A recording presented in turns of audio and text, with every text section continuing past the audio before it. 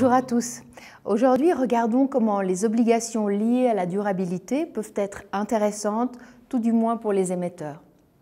Selon Larry Fink, chez BlackRock, l'investissement socialement responsable est un choc tectonique qui va changer le paysage financier à travers une réallocation du capital.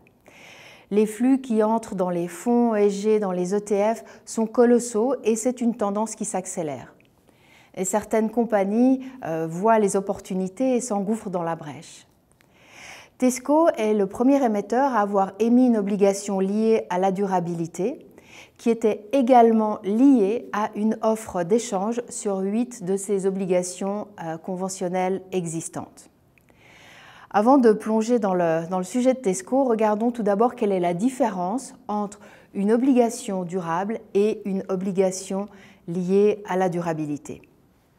Dans le cadre d'une obligation durable, l'utilisation des fonds levés est extrêmement claire et l'investisseur sait à quel projet spécifique ces fonds vont être alloués. Dans le cadre d'une obligation liée à la durabilité, les fonds sont liés à la stratégie ESG de l'entreprise. L'entreprise va indiquer des objectifs, mais pas de projet spécifique.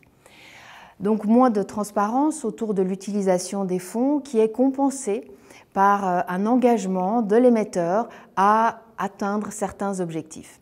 Et si ces objectifs ne sont pas atteints, alors l'émetteur doit payer des pénalités. Donc revenons à Tesco. Tesco a émis une obligation 2029 liée à la durabilité avec des objectifs liés à ces objectifs de réduction d'émissions de gaz de serre. Moins 60% d'ici à 2025, moins 100% d'ici à 2050. Et si les objectifs 2025 ne sont pas atteints, Tesco devrait augmenter le coupon de son obligation de 25 points de base à partir de 2027 jusqu'à la maturité. Est-ce que cette émission a été un succès ? Oui, alors sans aucun doute, des carnets d'ordre de 5,75 milliards d'euros pour une émission de 750 millions d'euros. Donc avec une telle demande, Tesco a réduit la prime de risque de son émission de 110 à 115 points au départ pour atteindre 75 points seulement à la fin.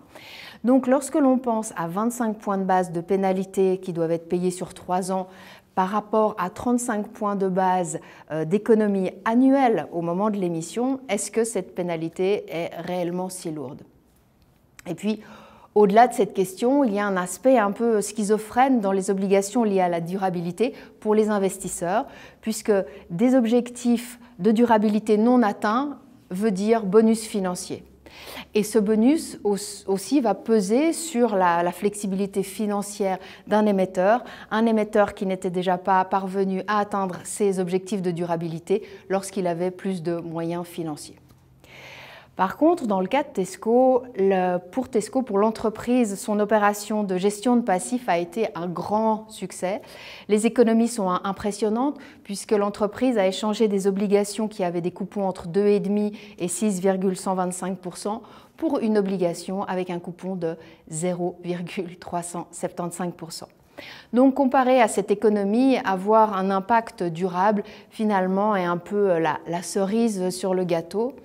Un gâteau que la réallocation du capital va continuer à rendre très appétissant, tout du moins pour les émetteurs. Merci.